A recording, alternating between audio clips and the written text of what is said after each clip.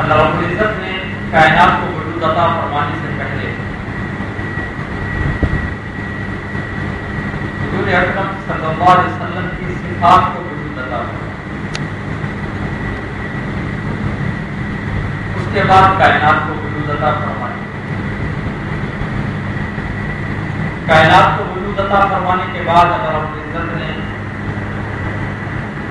جب انسانیت کا سلسلہ شروع فرمایا تو حضرت آدم علیہ السلام سے انسانیت کی ابتدا فرمائی، اور نبوت کا سلسلہ حضرت آدم علیہ السلام سے جاری فرمایا۔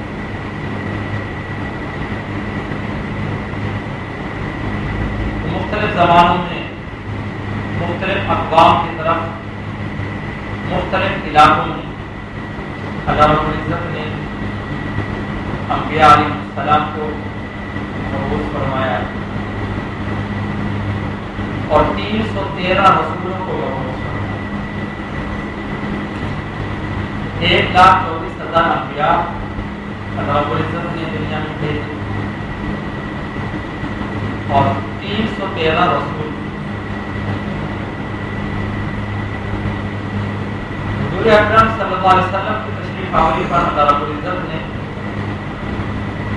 نبوت کے سلسلے کو ختم فرما دیا اور اعلان فرما دیا ما کان محمد ابا احد من رجالکم ولکن رسول اللہ وخاتم النبیین۔ اور آپ صلی اللہ علیہ وسلم کی کمر مبارک پر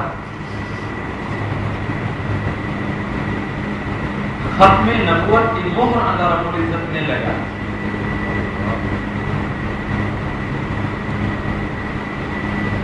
جیسے کبوتری کا انڈا ہوتا ہے، اتنی مقدار میں کمر مبارک پر گوشت ابھرا ہوا تھا اور وہ ختم نبوت کی مہر اللہ رب العزت کی طرف سے لگی۔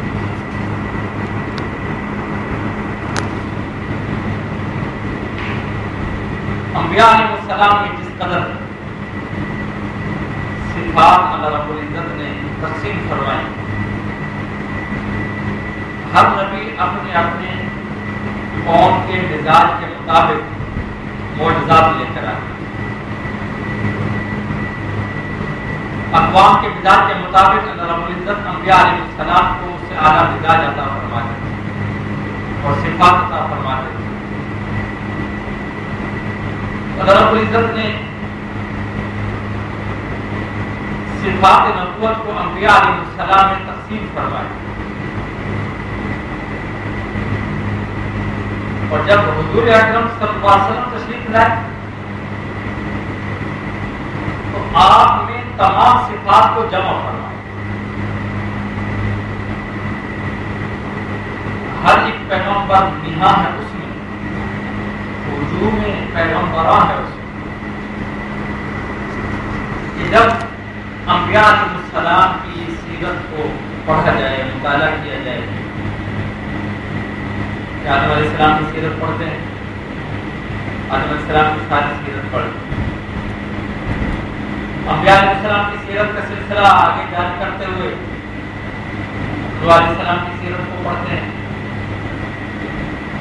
حضرت ابراہیم علیہ السلام کی سیرت کو پڑھتے ہیں، نوح علیہ السلام کی سیرت شروع کی اور ختم کر دی، ابراہیم علیہ السلام کی سیرت کو شروع کیا اور پڑھتے پڑھتے اس کو ختم کیا، پوری سیرت پڑھ۔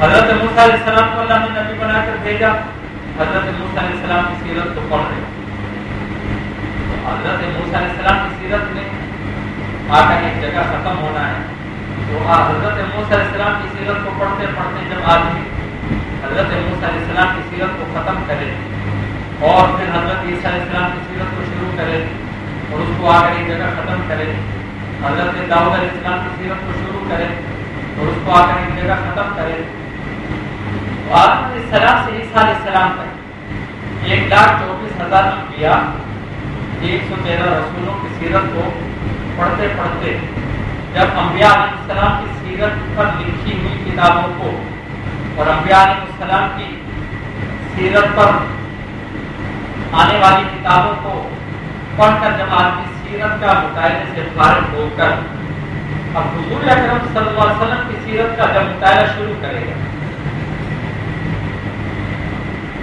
تو آدم علیہ السلام کی پوری سیرت حضور اکرم صلی اللہ علیہ وسلم کی سیرت کے ایک باب میں ختم ہو جائے.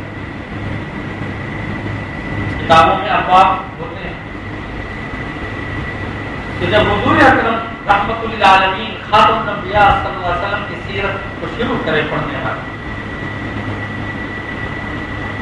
تو آدم علیہ السلام کی سیرت حضور اکرم خاتم الانبیاء صلی اللہ علیہ وسلم کی سیرت کے ایک باب میں ختم ہو جائے. حضرت نوح علیہ السلام کی سیرت کو شروع کرے اور ختم کیا تھا اور آپ امام الانبیاء کی سیرت کو پڑھنا شروع کیا تو حضرت نوح علیہ السلام کی پوری سیرت کی کتاب حضور اکرم صلی اللہ علیہ وسلم کی سیرت کی کتاب کے ایک باب میں ختم ہو جاتی.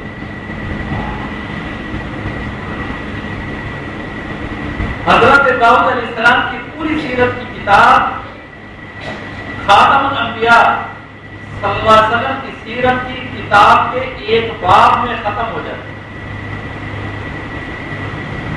حضرت ابراہیم علیہ السلام کی پوری سیرت کی کتاب حضور اکرم صلی اللہ علیہ وسلم کی سیرت کی کتاب کے ایک باب میں ختم ہو جاتی.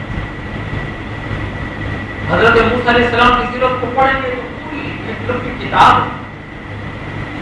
تعارف ہے نبوت ایک پورا نظام ہے لیکن حضرت موسیٰ علیہ السلام کی سیرت کی پوری کتاب جب سمٹتی ہے تو حضور اکرم صلی اللہ علیہ وسلم کی سیرت کی کتاب کا ایک باب بنتی ہے.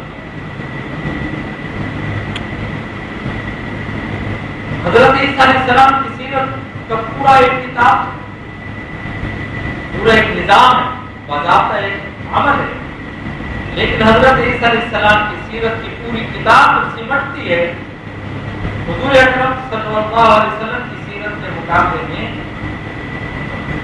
حضور کی سیرت کی کتاب کا ایک باب بنتی ہے اس سے زیادہ نہیں بنتی.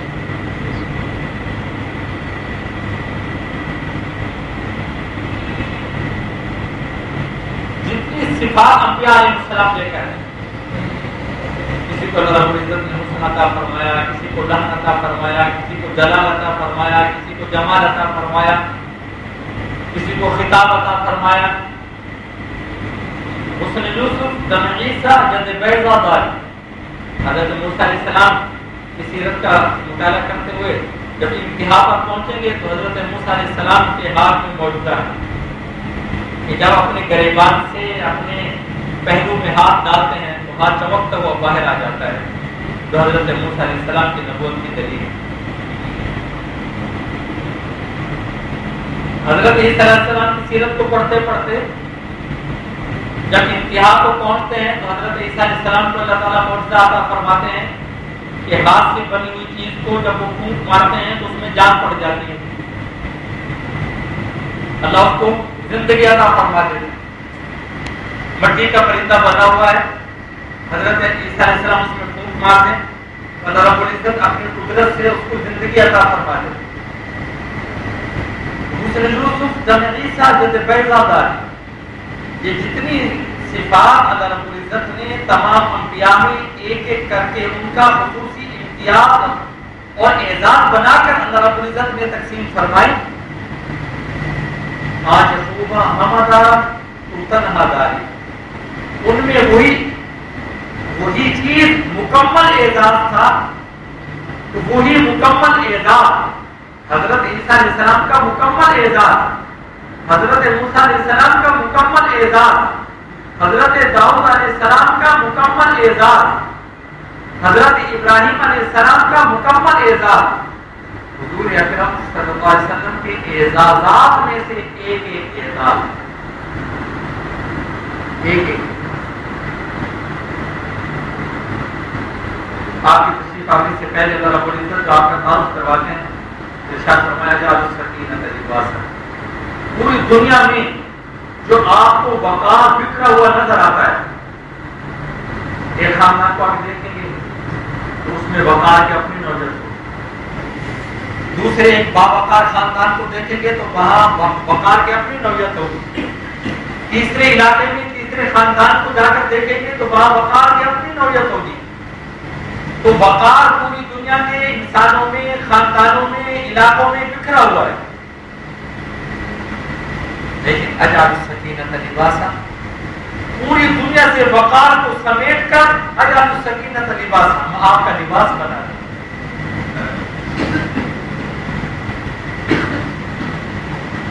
پوری دنیا کے انسانوں میں نیکی کا امتیاز بکھرا ہوا ہوگا.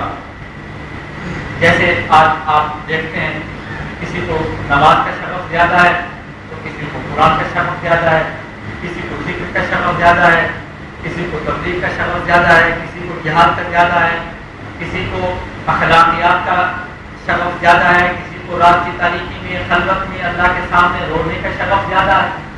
تو یہ مختلف صفات ہیں جو اللہ رب العزت نے انسانوں میں بخشے دی. یہ بڑا نمازی آدمی ہے، یہ بڑے حاجی آدمی ہیں، ہر سال حج فرماتے ہیں، اللہ نے ان کو علم سے بڑا نوازا ہے، یہ بڑا اللہ والے ہیں، ساری رات اللہ کو رو کر مناتے رہتے ہیں. تو یہ ایک ہی اعزاز ہے جو تقسیم شدہ ہے. اسی طرح حضور اکرم صلی اللہ علیہ وسلم سے پہلے جتنے اعزاز انبیاء علیہ السلام میں نیکی بن کر تقسیم تھے، اللہ تعالیٰ فرماتے ہیں وَالْبِرَّ شِعَارًا، وہ تمام نیکیوں کے اعزاز ہم جمع فرما کر وَالْبِرَّ شِعَارًا، ان تمام نیکیوں کے مجموعے کو آپ کا شعار اور اعزاز بنا دیتے. آپ کی پہچان صرف ایک نیکی سے نہیں ہوگی، وہ ایک نیکی آپ کی نیکیوں میں سے ایک حصہ ہوگی. جو چیز دوسرے انسانوں کی سیرت کا پورا باب ہوگی، دوسرے انسانوں کی پہچان کا پورا باب اور پورا کتاب کا ہوگی، وہ آپ کی سیرت میں آ کر صرف ایک حصہ بنے. وَالْبِرَّ شِعَارًا وَالتَّقْوَىٰ ضَمِيرًا، لوگ پوری دنیا سے تقوی کو تلاش کرتے پھریں گے اور حاصل کریں گے. تو کسی کو 10% تقوی میں کامیابی، کسی کو 15، کسی کو 20، کسی کو 30. تو کمیت کے اعتبار سے کچھ لوگ ہوں گے جو تقوی کی مقدار کو پورا پا سکیں گے. اس کے بعد جب تقوی کی کیفیات شروع ہو جاتی ہیں تو انبیاء علیہ السلام امتوں کے مقابلے میں تقوی کی کیفیات میں پوری امت سے زیادہ ہوتے ہیں. جو انبیاء کے پاس بیٹھنے والے ہوتے ہیں وہ تقوی کی مقدار میں باقی امت سے زیادہ ہوتے ہیں.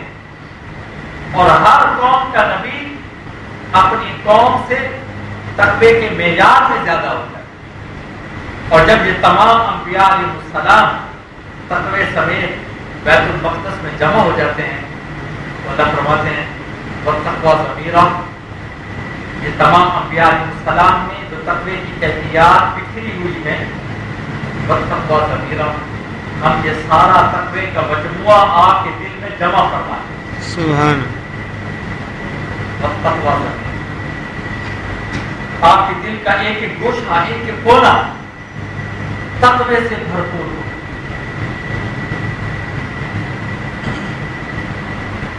ہر انسان کو اللہ رب العزت نے اپنے اپنے معیار اور احکام کے مطابق حکمت عطا فرمائی، فراست عطا فرمائی. جتنی فراست ایک امت کے پاس ہوتی ہے اس سے زیادہ فراست اور حکمت اس کے نبی کے پاس ہوتی ہے.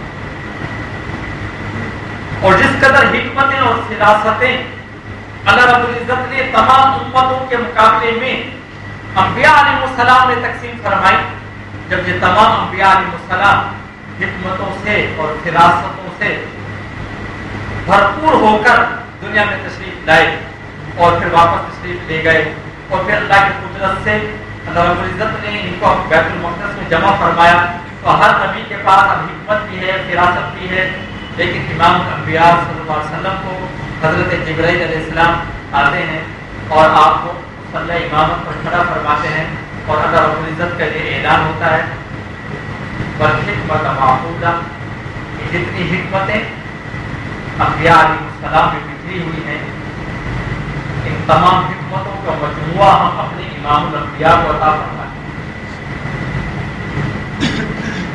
والصدق والوفاء طبیعۃ، ہر ایک انسان میں، ہر ایک امت میں معاملات کے اندر وفا کا اپنا اپنا نہج اور اپنا اپنا معیار، لیکن ہر امت کے نبی میں وفا کا معیار اپنی امت سے بہت آگے، بہت آگے، کہ مقداروں کو اگر ملایا جائے تو معیار کا مقابلہ نہیں ہو سکتا۔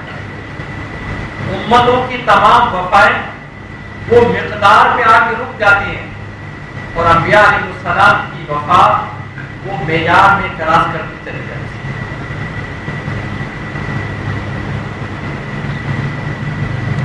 جس قدر وفا اللہ رب العزت نے انبیاء علیہ السلام میں تقسیم فرمائی، 1,24,000 انبیاء میں وفا کا جو نظام تقسیم فرمایا، حضور اکرم صلی اللہ علیہ وسلم میں وہ سارا وفا کا نظام جمع ہوا۔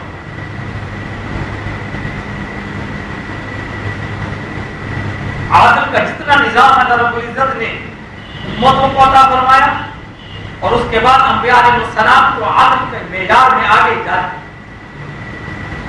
چوٹی تک پہنچائے، تو جب یہ انبیاء علیہ السلام کا سارا مجمع جمع ہے، اللہ رب العزت نے عادل سیرت حضور اکرم صلی اللہ علیہ وسلم میں عادل کا اختتام فرماتے ہوئے تمام عدل کی کیفیات کو آپ صلی اللہ علیہ وسلم میں جمع کر دیا۔ آج کے آپ اسلام اخبار میں اگر پڑھیں تو حضرت عمر رضی اللہ عنہ کے حوالے سے ایک مضمون آیا، ایک کہت پڑھا، اور حضرت عمر رضی اللہ عنہ صحابہ کو لے کر میدان میں نکلے کہ اللہ سے بارش مانگتے ہیں، اللہ تعالیٰ سے بارش مانگتے ہیں۔ تو ابھی یہ مجمع دعا کے لیے سنبھل رہا ہے کہ ایک آدمی نے دعا کر دی کہ یا اللہ میں تجھے عمر کے عدل کا واسطہ دے کر کہتا ہوں کہ بارش برسا دے۔ ابھی مجمع دعا کے لیے سنبھل رہا ہے، لیکن اس نے دعا کر ڈالی ہے کہ یا اللہ عمر کے عدل کے واسطہ دے کر کہتا ہوں کہ اس کو بارش برسا دے، تاج ساری دور فرما دے۔ اللہ رب العزت نے بارش برسا۔ سبحان اللہ۔ حضرت عمر عدل میں امام الانبیاء کے ترجمان، امام الانبیاء کے ترجمان، امام الانبیاء میں عدل کی کیا کیفیات ہیں، والعدل سیرت، اللہ فرماتے ہیں عدل ہم آپ کی سیرت بنائیں، والحق کا شریعت، اور زندگی کے جس جس رخ میں، جس جس پہلو میں ہر عقل والا، حکمت والا، ایمان والا یہ فیصلہ کرنے پر مجبور ہوگا کہ یہی حق ہونا چاہیے اور یہی حق ہے، جہاں یہی حق ہونا چاہیے اور یہی حق ہے، اللہ فرماتے ہیں والحق کا شریعت، ہم پوری دنیا سے حق کو جمع کروا کر آپ کی شریعت بنا دیں۔ سبحان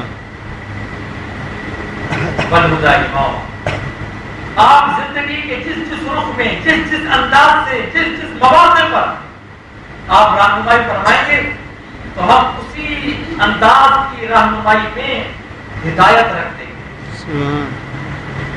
کبھی آپ مسکرا کر رہنمائی فرمائیں تو اسی کو ہدایت، اور کبھی آپ غصے ہو کر رہنمائی فرمائیں تو اسی کو ہدایت،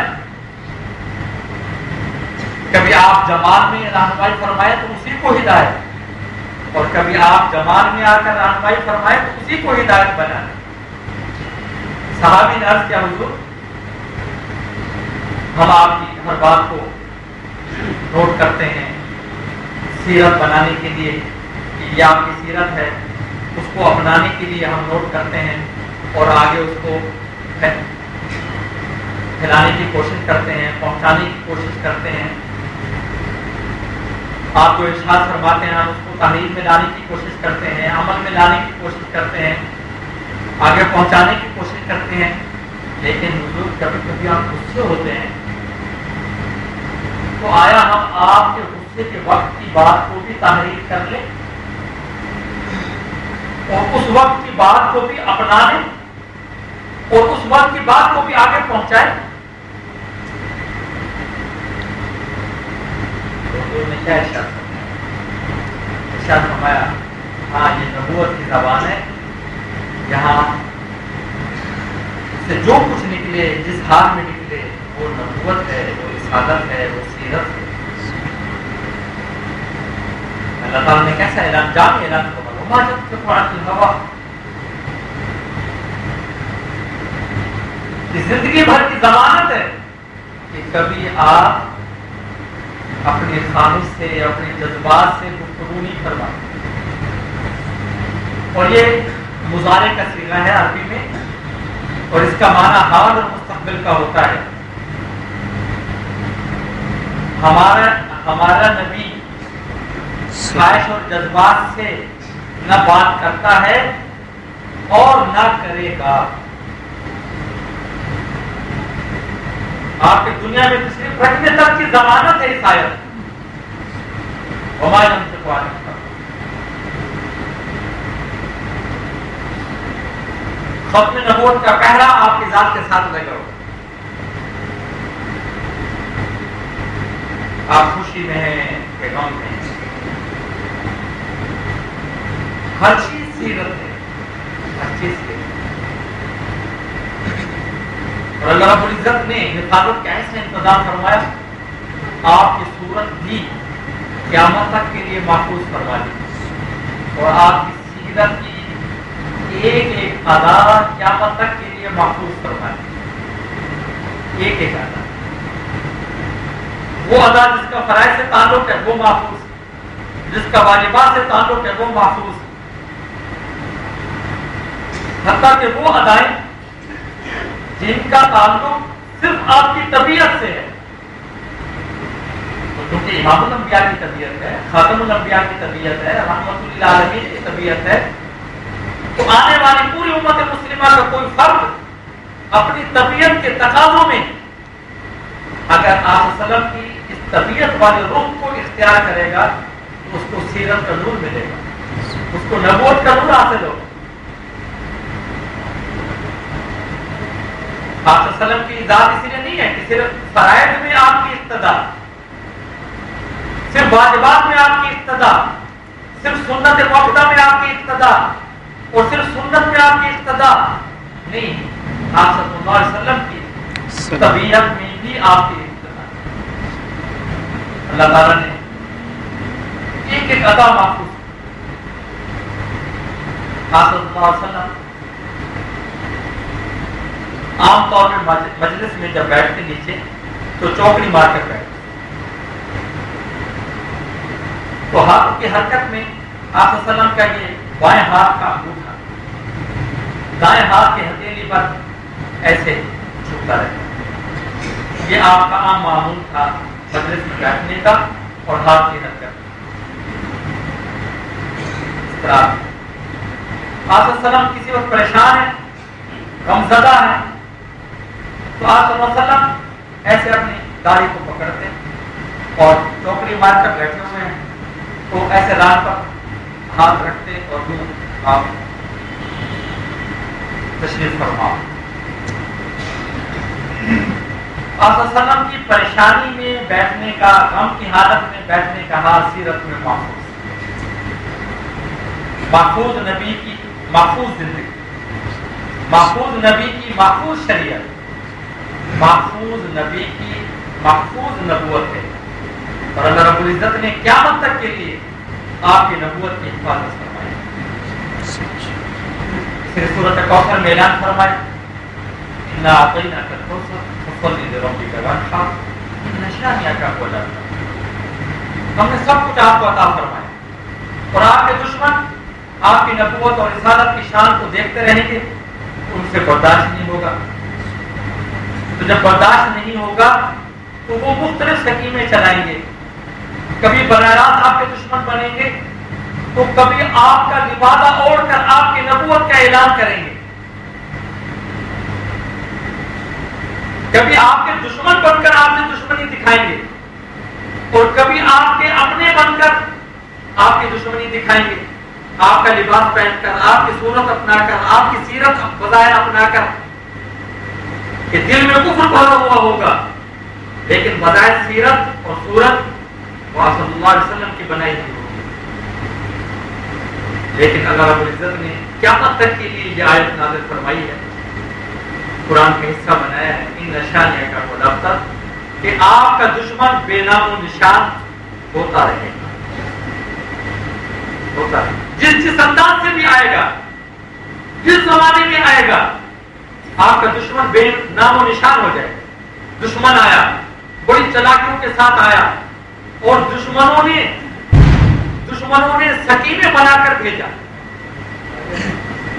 دشمنوں نے سکیمیں بنا کر بھیجا کہ ہم تو خود دشمن بن کر آئے تھے بر صغیر میں، اور آج مسلمانوں کو ہوش آیا ہے کہ یہ یورپ سے آنے والا انگریز ہمارا دشمن ہے، تو اب یہ ہماری بات تو نہیں لیں گے۔ اب ایسی سکیم بنائی جائے کہ ان میں سے کوئی آدمی پیدا کیا جائے جو ان کو ایمان سے، اسلام سے دور کرے۔ تو انہوں نے غلام احمد قادیانی کو تیار کیا، اس نے نبوت کا اعلان کیا، رسالت کا اعلان کیا، مہدی ہونے کا اعلان کیا، رسول ہونے کا اعلان کیا۔ کیا کچھ اعلان تھا جو اس نے نہیں کیا؟ تو یہ سلسلہ چلا، لیکن آپ تو صحابہ کا زمانہ نہیں ہے، یہ دشمن کیسے مٹیں گے؟ اب تابعین کا زمانہ تو نہیں ہے، دشمن کیسے مٹے گا؟ اب تو تبع تابعین کا زمانہ نہیں ہے، دشمن کیسے مٹے گا؟ اب جنید بغدادی اور شاہ عبد القادر جیلانی کا تصوف موجود نہیں ہے، اور وہ روحانیت موجود نہیں ہے، یہ دشمن کیسے مٹے گا؟ یہ دشمن اللہ کی قدرت سے مٹا، اور اللہ نے انہی لوگوں سے مٹا کر دکھایا، انہی اسمبلیوں سے مٹا کر دکھلایا، انہی ممبران قومی اسمبلی سے، اسی پارلیمنٹ میں مٹا کر دکھلایا۔ علماء نے درخواست جمع کرائی کہ قادیانی ان کے عقائد مسلمانوں کے عقائد کے خلاف ہیں، لہذا ان کو کافر قرار دیا جائے۔ تو سب ذوالفقار علی صاحب بھٹو وزیر اعظم، تو کبھی نماز پڑھ لیا، کبھی نہیں پڑھی، لیکن اللہ رب حدیث شریف میں آتا ہے کہ جب اللہ تعالیٰ کام لینے پر آتے ہیں تو اللہ رب العزت اس بات کا انتظار نہیں کرتے کہ کسی کو ولی بنائے تو پھر کام لیں، نہیں، اللہ رب العزت نے ایک کام لینا ہے تو اللہ رب العزت انتظار فرمائے بغیر اور کسی کو ولی ولایت کی ڈگری دیے بغیر، اللہ فرماتا ہے حدیث شریف میں آتا ہے کہ اللہ رب العزت فاسق فاجر سے بھی کام لے لیتے ہیں اور دین کا کام ہو جاتا ہے، اور اس کے لیے نجات کا ذریعہ بن جاتا ہے۔ تو ہماری جمہوریت کی یہ روایت نہیں ہے کہ اسمبلی میں بلایا جائے، موقف سنا جائے اور اس کے بعد فیصلہ کیا جائے۔ آج تک کسی جمہوری ملک میں ایسا نہیں ہوا، اور ہمارے خود پاکستان میں بھی ایسا نہیں ہوا۔ لیکن اس وقت کہ وزیر اعظم ذوالفقار علی بھٹو کے دل میں آیا کہ مولانا تم کیسے بات کرتے ہو کہ یہ دیکھو مرزا ناصر، اس کی شکل دیکھو، علماء سے زیادہ اللہ والا لگتا ہے، اولیاء سے زیادہ ولی لگتا ہے، اور اس کے سر پر امامہ دیکھو تو علماء سے بڑا امامہ پہنا ہوا ہے، اس کا کرتا دیکھو تو علماء سے بڑا اس کا کرتا، تم اس کو کافر کہتے؟ تو ذوالفقار علی بھٹو کے دل میں یہ بات آ گئی کہ ان کو بلایا جائے اور یہ اسمبلی میں اپنا موقف پیش کریں۔ تو جب وزیر اعظم نے یہ فیصلہ کیا کہ علماء خام خواہ ایسے پیچھے لگ جاتے ہیں، لہٰذا ان کو اسمبلی میں موقف پیش کرنے کا موقع دیا جائے، علماء نے اس کو قبول کیا، تو مرزا ناصر آ گئے۔ تو بھٹو نے کہا علماء کہ آپ ایسے مصطفیٰ شخص کو جس کی صورت اور سیرت حضور سے ملتی ہو، آپ اس کو کافر کہتے ہو؟ علماء نے کہا ابھی آپ کے سامنے آ جائے گی۔ تو دلائل شروع ہوئے، اور جہاں بختیار اٹارنی جنرل ہیں ان کو علماء نے تیاری کرائی ہے، پورے ملک سے علماء اسلام آباد میں جمع ہو گئے، رات بھر اس موضوع کی تیاری کرائی جاتی ہے اور دلائل تیار کرائے جاتے ہیں۔ تو جو ممبران اسمبلی علماء ہیں وہ اسمبلی میں موجود ہیں اٹارنی جنرل کی معاونت کے لیے، اور جہاں بختیار جو اٹارنی جنرل ہیں وہ دلائل شروع کرتے ہیں۔ تو 7 ستمبر، یہی مہینہ ستمبر کا 7 ستمبر 1974 کو پوری اسمبلی متفقہ طور پر یہ قرارداد منظور کرتی ہے کہ مرزائیوں کا قادیانی گروپ اور لاہوری گروپ کافر ہے. تو اس طرح اللہ رب العزت نے ان نشانیہ کا وہ دفتر امام الانبیاء کے دشمنوں کو، جھوٹی نبوت کا دعویٰ کرنے والوں کو، بے سر و سامان مسلمانوں کے ہاتھوں سے جن کے پاس اسلامی قوانین کے حوالے سے بھی کچھ نہیں ہے، لیکن اللہ رب العزت نے سب کو ایک ایسی دینی غیرت اور حمیت عطا فرمائی کہ کسی نے اس بات کی پرواہ نہیں کی کہ آنے والے وقت میں اس کی سزا میرے لیے کیا ہوگی اور ہمارے لیے کیا ہوگی. تو جب جامعہ بختیار کے دلائل مکمل ہوئے تو بھٹو نے کہا یہ ان کے عقائد یہی ہیں. تو مرزا ناصر کو اپنی ان کتابوں کے عبارات کے عقائد کا اقرار کرنا پڑا کہ یہ جتنی عبارات پیش کی گئی ہیں یہ غلام احمد قادیانی کی ہیں، میں اسے انکار نہیں کر سکتا. اور اس میں ایک مشترکہ جو عبارت تھی تمام باتوں میں وہ یہی تھی کہ جو غلام احمد قادیانی کو نبی نہ مانے، رسول نہ مانے، وہ کافر ہے. یہ بہت ساری باتوں میں ایک مشترکہ عبارت تھی، آد اعظم تھا. تو اس وقت اسمبلی میں یہ کیفیت نہیں تھی جو آج ہے. کہ آج کی کیفیت کیا ہے کہ میرے پارٹی کا قائد وہ باطل پر ہے تو پوری پارٹی باطل پر کھڑی ہوئی، حق پر ہے تو حق پر کھڑی ہوئی. پارٹی منشور کو دیکھنا ہے، اسلام کے حوالے سے حق اور باطل کو دیکھنا یہ اس وقت کی پارلیمنٹ میں نہیں رہا.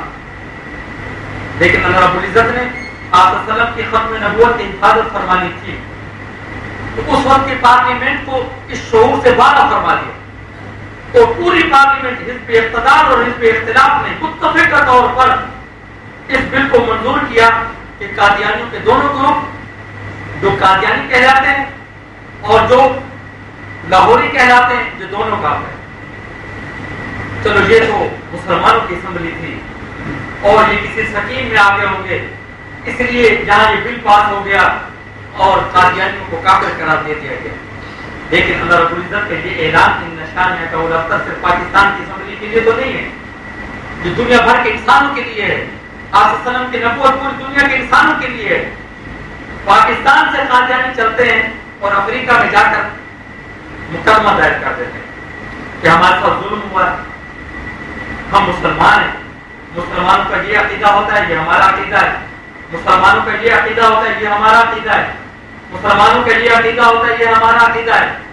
تو کتابوں میں سے، قرآن و حدیث میں سے مسلمانوں کے عقائد اور پھر اپنے عقائد کے ساتھ وابستگی کہ ہم انہی عقائد کے ساتھ وابستہ لوگ ہیں.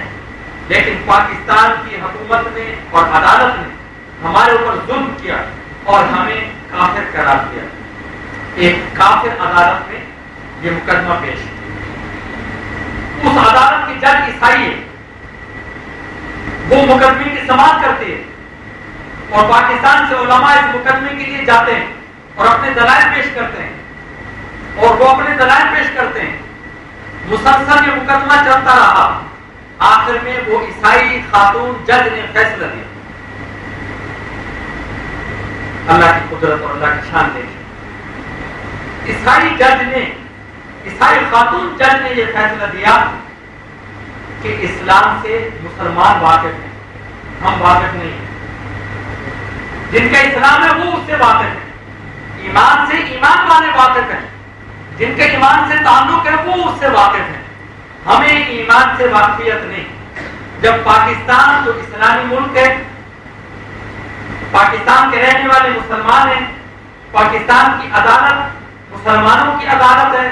جب پاکستان کی مسلمانوں کی پارلیمنٹ نے اور مسلمانوں کی عدالت نے اور مسلمانوں کے علماء نے ان کو کافر قرار دیا ہے تو ہم بھی اسی فیصلے کو برقرار رکھتے ہیں کہ یہ کافر ہیں.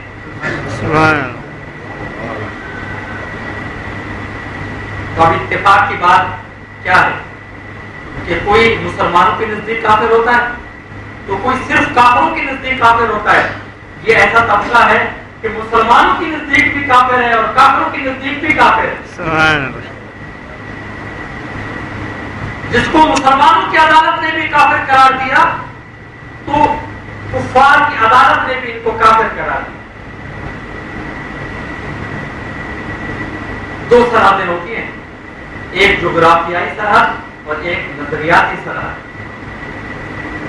اسی مہینے کی 6 ستمبر کو پاکستان کی جغرافیائی سرحد کی حفاظت اللہ تعالیٰ نے فرمائی, جس کا دن 6 ستمبر کو پاک افواج کے حوالے سے منایا جاتا ہے. اور 7 ستمبر کو نظریاتی سرحد کے حوالے سے اللہ رب العزت نے 7 ستمبر 1974 کو اللہ رب العزت نے نظریاتی سرحد کی حفاظت فرمائی. 6 ستمبر 1965, 7 ستمبر 1974. آپ تھوڑا درست پڑھیں تو ایک اور بات کی طرف چلتے ہیں. 1965 ہو یا 1974 ہو, یہ عدد کے زاویے میں برابر ہے. یہ دونوں ساتھ عدد کے زاویے میں برابر ہے. 1965 1 اور 9 10, آگے 65 ہے 6 اور 5 11, 10 اور 11 21 بنتا ہے. 1 9 6 5 کو ہم جمع کریں تو یہ 21 بنتا ہے. اور 1974 میں جب آپ آئیں گے 1 9 7 4 کو جمع کریں گے تو یہ 21 بنتا ہے. اور پھر 2 اور 1 کو جمع کریں گے تو یہ 3 بنے گا. اور آپ صلی اللہ علیہ وسلم کا جو اسم مبارک ہے محمد, اس کا جو عدد بنتا ہے حروف ابجد کے حوالے سے وہ 313 ہے. وہ 313. اس 313 کو جب آپ جمع کریں گے, 3 1 3 کو جب آپ جمع کریں گے تو 7 بنے گا. آپ کے اسم مبارک محمد صلی اللہ علیہ وسلم کا جو عدد بنتا ہے حروف ابجد کے حوالے سے وہ 313 ہے. 313 کو 3 جمع 1 جمع 3 7. اللہ رب العزت پاکستان میں آپ صلی اللہ علیہ وسلم کی ختم نبوت کے حفاظت کا فیصلہ کرواتے ہیں تو تاریخ 7 بنتی. اور جو 7 بنتا ہے پاکستان کی حفاظت کا, اس کا مجموعہ بھی آ کر 3 بنتا ہے. اور نظریہ کی حفاظت آ کر ہوتی ہے, نظریہ ختم نبوت کی حفاظت ہوتی ہے 1974 میں, تو اس کا بھی مجموعہ آ کر 3 بنتا ہے.